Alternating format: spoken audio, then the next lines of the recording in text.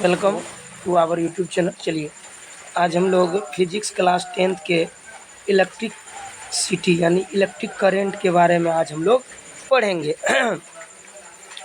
सबसे पहले जो बेसिक चीज़ है उस पर बात करेंगे। देखिए ये है हमारा आवेश। क्या है आवेश? आवेश को अंग्रेजी में हम लोग चार्ज कहते हैं। क्या कहते हैं भाई? CHARGE। चार्ज माने होता है बउआ आवेश। चार्ज माने क्या होता है बउआ? आवेश होता है। और ये हमारा चार्ज है। तो चार्ज होता क्या है, चार्ज क्या है, इसके बारे में जान जाएंगे अगर आप, तो फिर आप इलेक्ट्रिक करंट को भी समझ लेंगे। इलेक्ट्रिक करंट जो कि आपके जीवन में देखने को आपको मिलता होगा। बिजली सभी देखे हैं, जितने भी बल्ब बत्तियाँ उपकरण चलाए जाते हैं सभी बिजली से चलते हैं। जब कोई भी पदार्थ अपने सामान्य व्यवहार से अलग व्यवहार प्रदर्शित करने लग जाता है तो उसके कारण विद्युत क्षेत्र तथा चुंबकीय क्षेत्र उत्पन्न होने लगता है। इस गुण को विद्युत आवेश कहते हैं। आप ऐसे समझिए कि दो अलग अलग अपोजिट नेचर वाले चीज़ को जब आपस में आप रब करेंगे, रगड़ेंगे, एक दूसरे पे अपोजिट चार्ज आ जाता है। जैसे कि आप देखे होंगे प्रैक्टिकली अपने जीवन में कि जो है कंघी को जब बाल में हम रगड़ते हैं, सूखे बाल में, तो और कागज़ के पास जब ले जाते हैं तो कागज़ का टुकड़ा उस कंघ में, कंघी में चिपक जाता है। ये भी आवेश के कारण होता है। पॉजिटिव और निगेटिव चार्ज एक दूसरे को अट्रैक्ट करते हैं। आवेश के बारे में हमने पढ़ लिया। अब आवेश क्या है? आवेश को हम लोग क्यू से सूचित करते हैं, ये आपको पता है। आवेश को लिखा जाता है क्यू से। और आवेश का SI मात्रक कूलाम्ब होता है। क्या होता है? कूलाम्ब होता है। आइए अब आवेश के प्रकार को देख लें एक बार। आवेश जो है घर्षण के कारण आवेश उत्पन्न होते हैं। और ये आवेश दो प्रकार के होते हैं। एक बउआ पॉजिटिव चार्ज, दूसरा नेगेटिव चार्ज। एक प्लस चार्ज, एक माइनस चार्ज। आगे चलते हैं हम लोग, इस पर बात करेंगे हम। आवेश उत्पत्ति मिस्टेक लिखा हुआ है। उत्पत्ति इस तरीके से होगा, इसलिए तो हम यहाँ पे बैठे हैं। ये होता है उत्पत्ति ना। आवेश उत्पत्ति का मुख्य कारण इलेक्ट्रॉन का स्थानांतरण है। इलेक्ट्रॉन जब ये ट्रांसफ़र होगा ना भाई, तब ये क्या होगा? आवेश उत्पन्न होगा। आप यूँ समझिए कि किसी ऑब्जेक्ट से अगर इलेक्ट्रॉन निकल के दूसरे में जाएगा, जिसमें जाएगा वो ऋण आवेशित हो जाएगा, और जिससे ट्रांसफ़र होगा वो धन आवेशित होगा।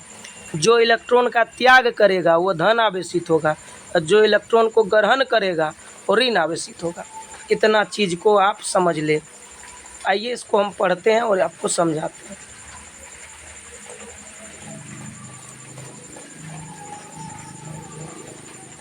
यही ना बोले थे, जब इलेक्ट्रॉन का त्याग करेगा तो वो धन आवेशित होगा, और जो इलेक्ट्रॉन को लेगा वो ऋण आवेशित होगा। एक पॉजिटिव है, एक नेगेटिव। आवेश के गुण को थोड़ा बहुत हम लोग देखेंगे। सजातीय आवेश एक दूसरे को रिपेल करते हैं, मतलब धक्का मुक्की देते हैं, दूर धकेल देते हैं, प्लस प्लस हो या माइनस माइनस हो।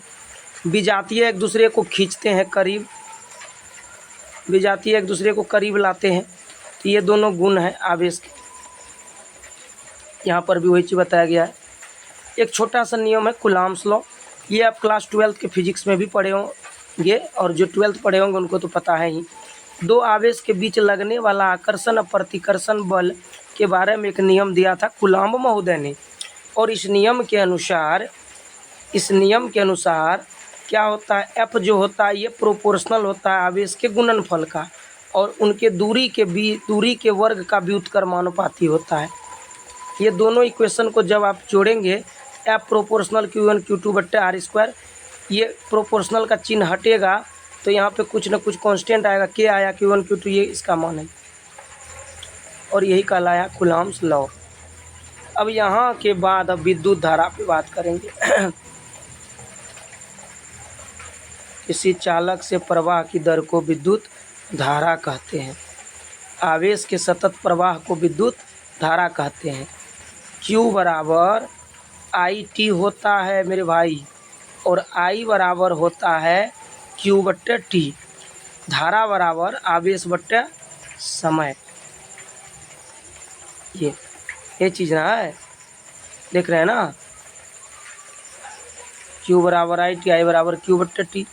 विद्युत धारा का एसआई मात्रक एम्पियर होता है मेरे भाई।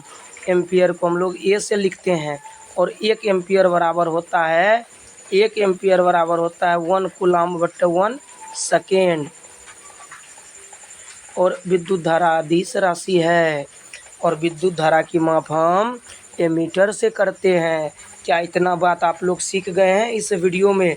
ज़रूर समझ जाइए अच्छे से। और फिर अगर आप जुड़े रहेंगे तो आपको बराबर वीडियो मिलता रहेगा। चैनल पे नए होंगे तो चैनल को अपना प्यार दे दीजिएगा।